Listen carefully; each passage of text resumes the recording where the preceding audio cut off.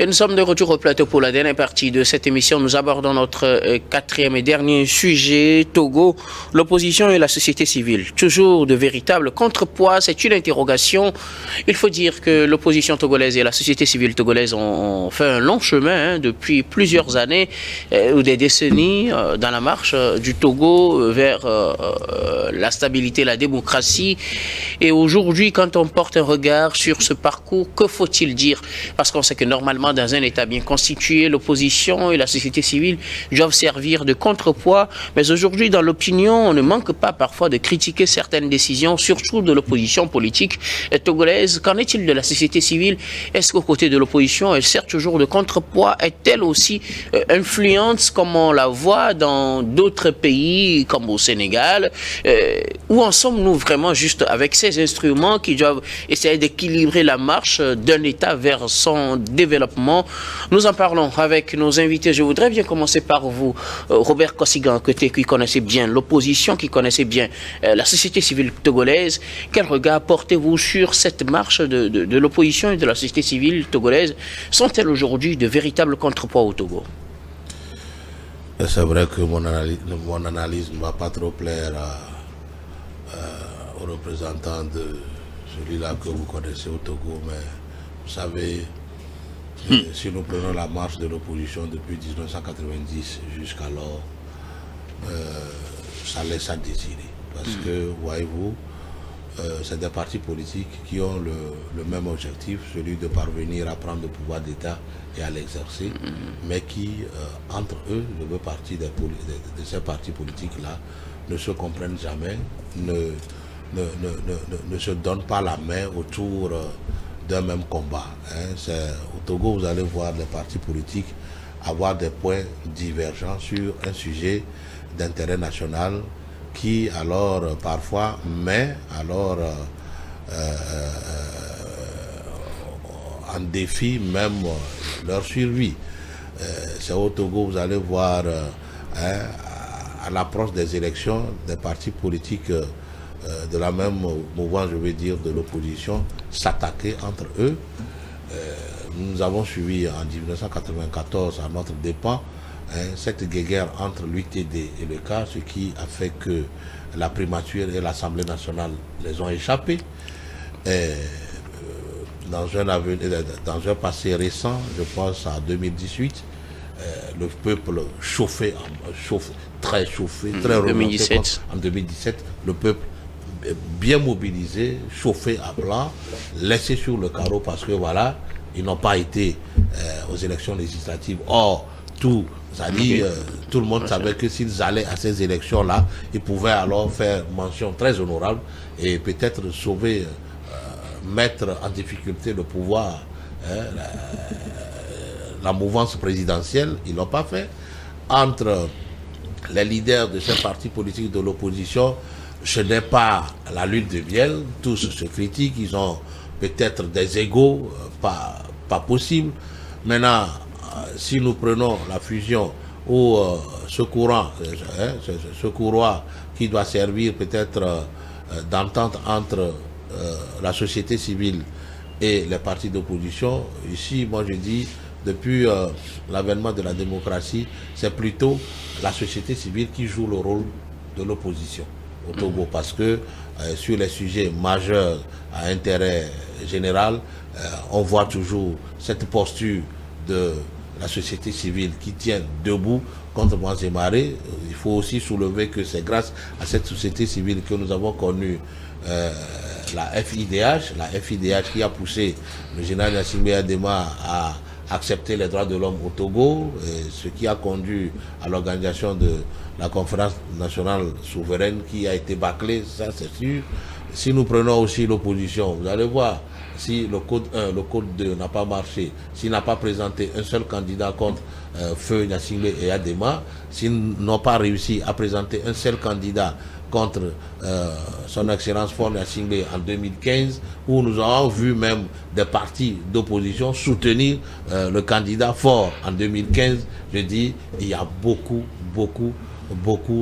d'ego et il va falloir aujourd'hui, pour que les partis d'opposition puissent faire pression ou peut-être tenir devant ou faire fléchir voilà, la mouvance présidentielle, il va falloir changer peut-être les têtes de ces dirigeants-là, puisque ces personnalités représentent une génération qui a fait 30 ans de lutte et qui aujourd'hui n'a plus la même vision que la jeunesse. C'est vrai que le parti au pouvoir a réussi à faire des changements où aujourd'hui les caciques du RPT sont appelés des sages d'en unir. Et ils ont fait cette mue, c'est très bon, mais au niveau des partis de l'opposition, on n'a pas cette facilité à changer les têtes. Or, aujourd'hui, ceux qui sont plus majoritaires sont les jeunes. Donc, il va falloir que les partis de l'opposition, alors, pour constituer un contrepoids en face de la mouvance présidentielle, doivent changer alors de personnalité à la tête de ces partis pour que les jeunes, leur jeunesse puisse être hissée à la tête du parti, parce que ceux qui sont plus majoritaires au Togo sont les jeunes. Alors si Ousmane Sonko puisse faille aujourd'hui mettre en difficulté la mouvance présidentielle au Sénégal, c'est parce qu'il parle le même langage que les jeunes. Alors les jeunes les adouent parce que voilà, ils parlent leur même, ils ont leur vision, ils ont la même vision que la jeunesse. Or, ceux qui gouvernent les partis d'opposition aujourd'hui au Togo sont des gens qui appartiennent à une génération qui a pratiquement fini, et donc il va falloir qu'ils aient le courage de faire des changements qualitatifs à leur tête et donner alors les rênes de leur parti politique à la jeunesse qui ont peut-être une nouvelle vision de faire la lutte là, et ils arriveront peut-être à constituer un contrepoids. Mais aujourd'hui, les partis d'opposition ne constituent pas un contrepoids. Par contre, la société civile alors met en difficulté parfois le pouvoir, mais comme ils n'ont pas d'élus à l'Assemblée nationale et peut-être dans d'autres sphères politiques, ça les empêche alors à faire peut-être un contrepoids. Mais les deux, moi je dirais que c'est la société civile qui porte l'aspiration des partis de l'opposition, mais parfois il y a les couloirs de discussion entre ces partis politiques de l'opposition et le pouvoir qui se font plus souvent la nuit ou hors du Togo, qui voilà, ce n'est pas la même posture du jour, qui est toujours défendue la nuit. Tout ça qui entrave alors leur influence vis-à-vis du pouvoir. Merci beaucoup à vous, Robert Kossigan. À côté, alors, Emmanuel Vivien, Tommy, que dites-vous de cette situation qu'on observe aujourd'hui? La société civile et l'opposition togolaise sont-elles toujours des contrepoids face au pouvoir? Sont-elles toujours ce qu'on aurait aimé ou dans un état normal que ces institutions, ou si je les prends comme étant des institutions, soit comme par exemple au Sénégal, on connaît quand même le poids de la société civile sénégalaise. On connaît aussi le poids des hommes politiques. Quand on parle d'hommes politiques, dans certains pays, on voit leur portée. Étant quand même proche de cela au Togo, que faut-il faire pour y arriver? Ou bien faut-il carrément changer de paradigme? Je ne sais pas. D'abord, il faut commencer par la définition de ce que nous entendons par opposition. L'opposition a sa place dans l'évolution politique d'un pays. Oui. Et sans opposant, en principe, le pouvoir peut faire ce qu'il veut, le pouvoir peut décider de ce qu'il veut. Et quand on prend le cas du Togo, l'opposition a joué un rôle très important. Depuis les années 1963, certains Togolais sont rentrés en opposition après la mort de Sylvanus Olympio. Il y avait eu même une opposition armée. Il ne faut pas avoir peur de dire les choses. Il y avait eu des opposants qui se sont attaqués au régime de M. Yadema, Nyasingbe. Et par la suite, il y a eu cette mutation pour devenir une opposition politique. Je sais de quoi je parle. Maintenant, est-ce que l'opposition a contribué à faire avancer les choses? Oui. Sans l'opposition, on n'aurait même pas eu un début de multipartisme. Parce que le système avait érigé un parti unique où tout devait se faire au sein du parti unique. C'était comme le communisme chinois ou dans les autres pays asiatiques. Alors, cette opposition a réussi à faire changer d'avis au général Nyasingbe et Yadema. Cette opposition a réussi à convaincre le général d'accepter qu'on fasse une conférence nationale souveraine. Moi je dis toujours souveraine parce qu'elle était souveraine, elle a été déclarée souveraine, on peut l'apprécier comme on veut. La conférence nationale souveraine a eu des avantages, des réussites, mais aussi des échecs. Oui, maintenant, aujourd'hui, c'est le passé. Est-ce qu'aujourd'hui, elle est toujours ce contrepoids? Parce qu'effectivement, elle a servi quand même à guider la marche du pays. Mais aujourd'hui, où se retrouve-t-elle? Nous ne sommes plus en 1990. Donc, les choses ne peuvent plus se passer comme avant. La première erreur, c'est que des fois, justement, on confond l'opposition politique à la société civile. Justement. Je vous donne un exemple précis. En 2006, lorsqu'il s'agissait de signer l'accord politique global APG, mais on a fait l'erreur de faire signer cet accord par les 5 partis d'opposition qu'on a dénommé entre-temps opposition traditionnelle et deux organisations de la société civile.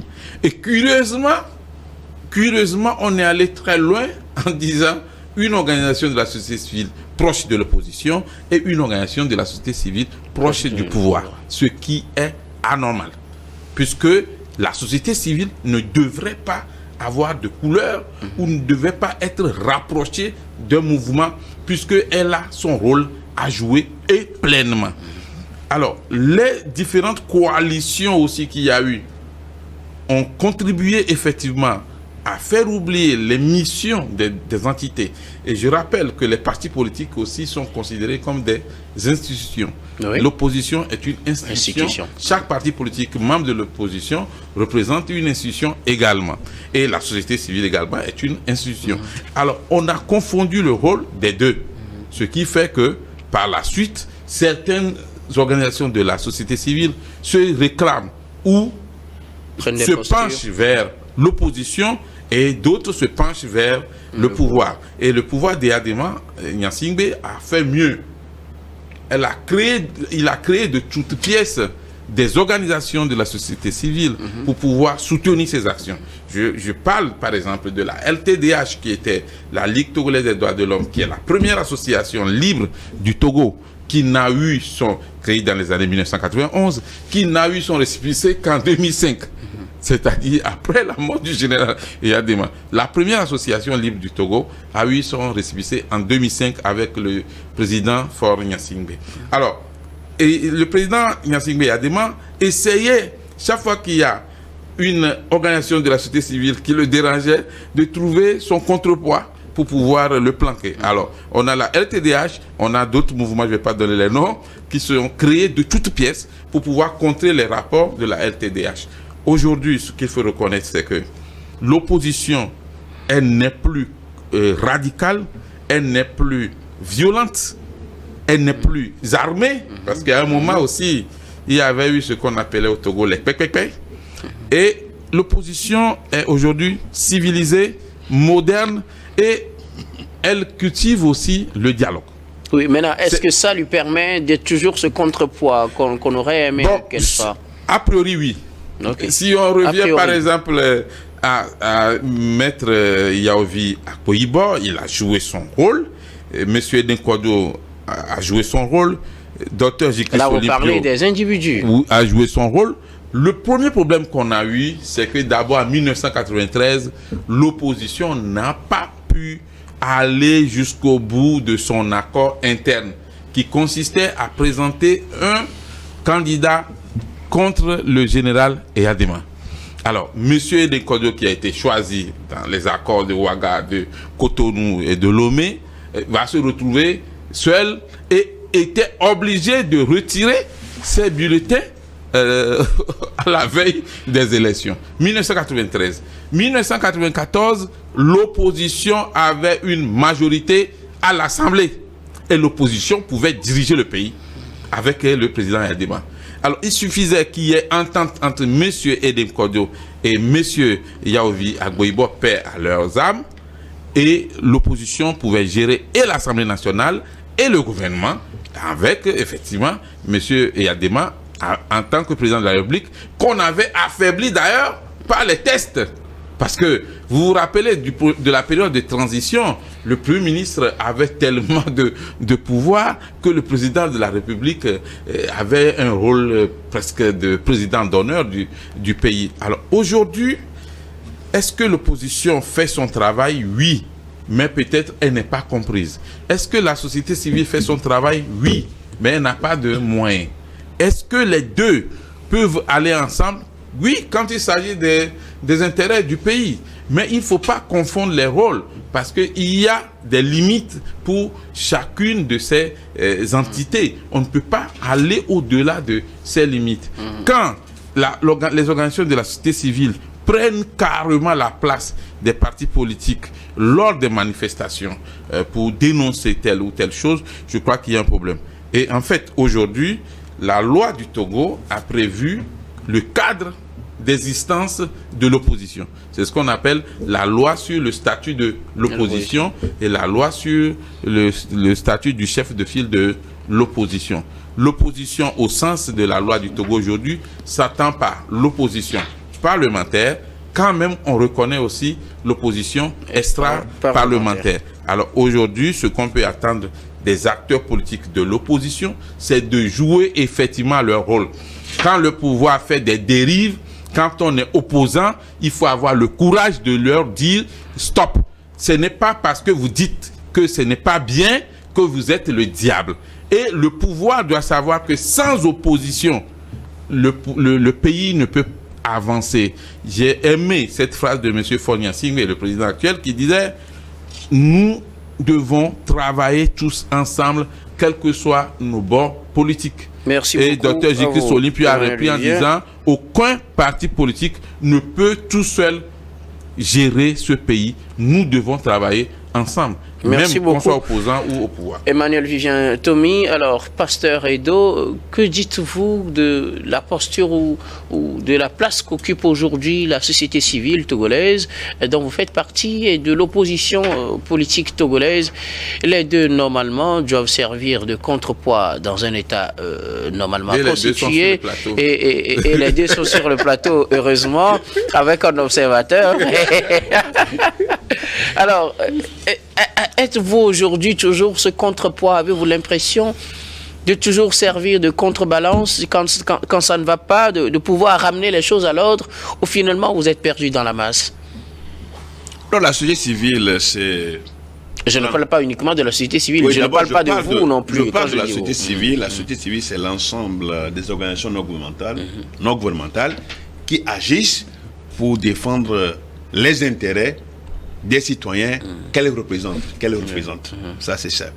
Et les partis politiques, on l'avait déjà dit, c'est des gens, des hommes, des femmes qui se regroupent pour pouvoir la recherche et la conquête du pouvoir et sa gestion. Ça, c'est les acteurs politiques. Et les deux, justement, font partie de ces groupes par rapport à une boucle de pression sur le pouvoir. Et donc contrepoids. Pour permettre aussi à ceux qui dirigent de mieux faire. Parce qu'il y a la dénonciation, il y a les plaidoyers, et puis d'autres... Il y a des manifestations. Des manifestations non violentes pour pouvoir exiger des dirigeants des revendications. Donc, je crois que fondamentalement, pour moi, quant à ce qui me concerne, d'abord, je rends hommage à ces hommes-là et ces femmes-là qui depuis peut-être des années 60, on l'a dit, mais bon, comme moi je suis dans les années où j'ai commencé par faire la politique, je parle des années 90, des années 80, tous ces gens-là et toutes celles qui ont œuvré, que ce soit acteurs politiques ou acteurs de la société civile, pour qu'aujourd'hui nous puissions parler d'une manière ou d'une autre de la démocratie et de l'état de droit. Même si on n'est pas dans ça, il y a beaucoup de choses qui manquent, il faut aussi saluer leur mémoire. Ils se sont engagés. Ils se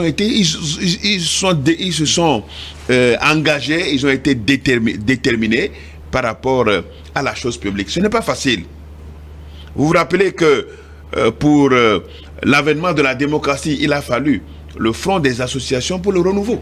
Oui. Phare à l'époque. Le Front des associations pour le renouveau.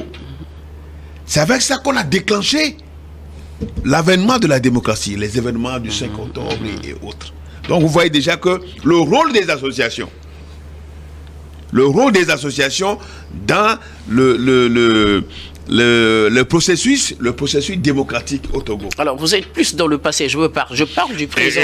Et donc, êtes-vous toujours ce que vous avez toujours été? Aujourd'hui, c'est vrai qu'on sent qu'il y a de la lassitude, on sent qu'il y a de la défaillance, on sent qu'on n'a plus la ferveur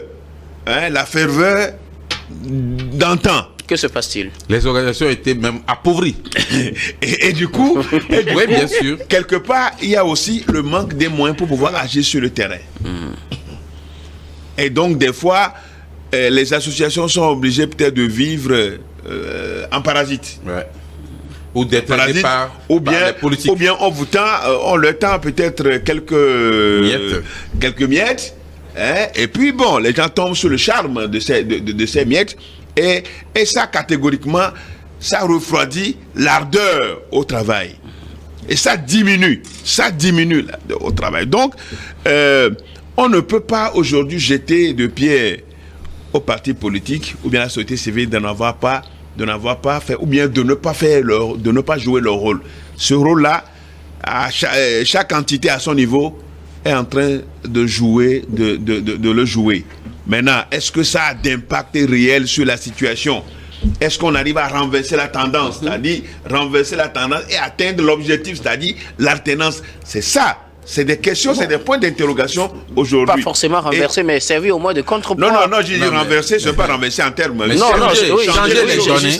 Changer les données. Voilà. Changer les données pour que l'alternance à laquelle tout le monde aspire. Donc voilà un peu ce qu'on peut dire aujourd'hui. Donc l'opposition à la société civile reste et demeure le contrepoids, maintenant peut-être à des degrés divers.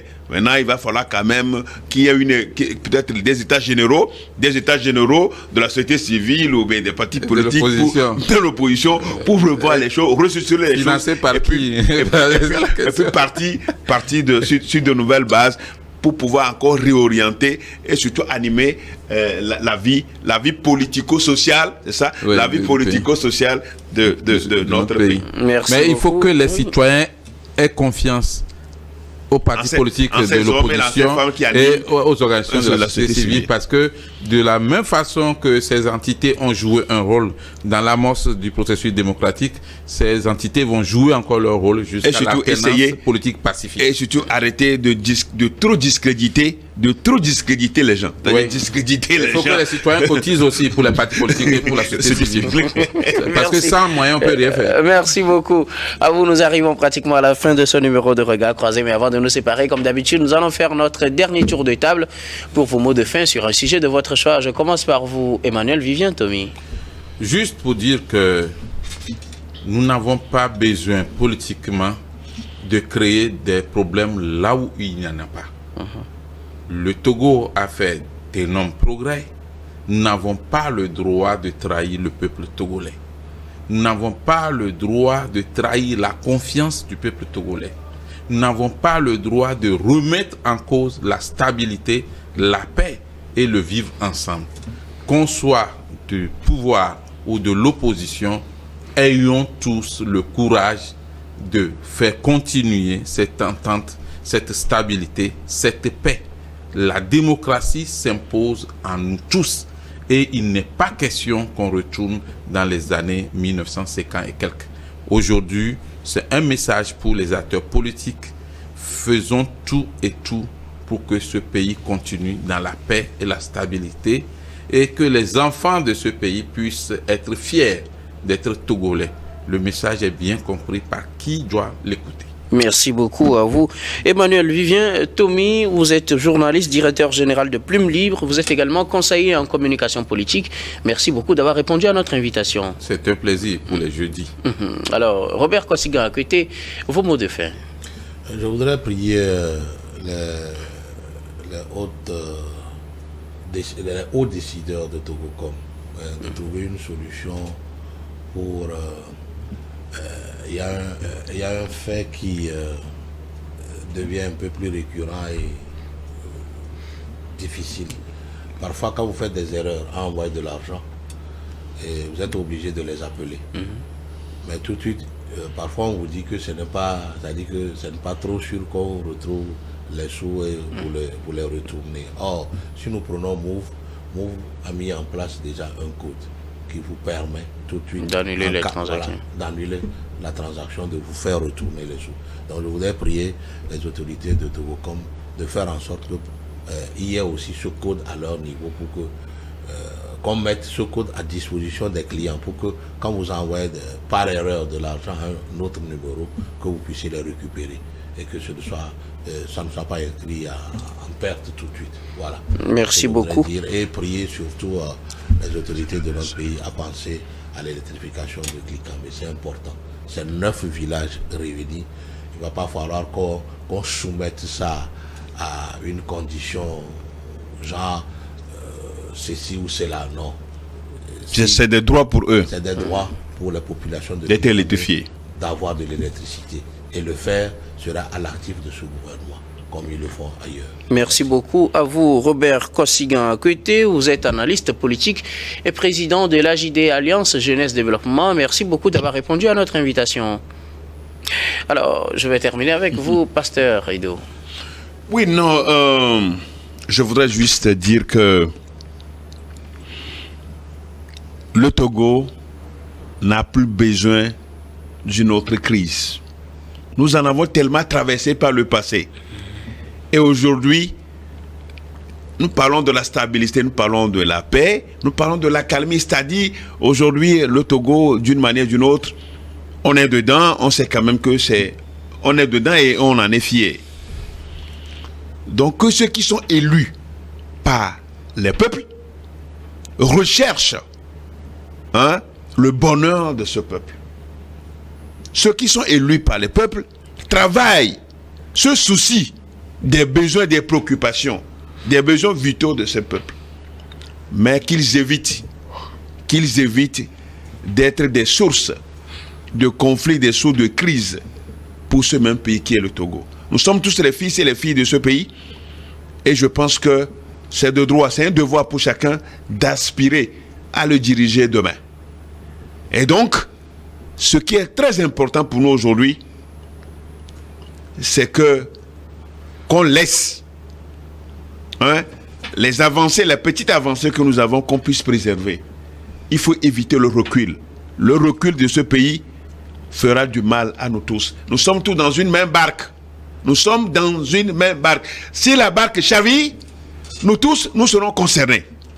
Et donc, de grâce, que ceux qui sont élus et qui me regardent aujourd'hui pensent aux intérêts de ce pays, rien qu'aux intérêts des populations de ce pays. C'est très important. Merci beaucoup à vous, Pasteur Edo Komi. Vous êtes le président du mouvement Martin Luther King. Vous êtes également le premier adjoint au maire de la commune Golfe 2. Merci, Pasteur, d'avoir répondu à notre invitation. Le plaisir est partagé pour le plateau de jeudi. Merci également à vous, très chers téléspectateurs, de nous avoir suivis. C'est la fin de ce numéro de Regard Croisé. Merci à toutes les équipes techniques et rédactionnelles qui nous ont aidés à la préparer, à vous la présenter. Je vous retrouve demain avec le même plaisir pour un autre numéro.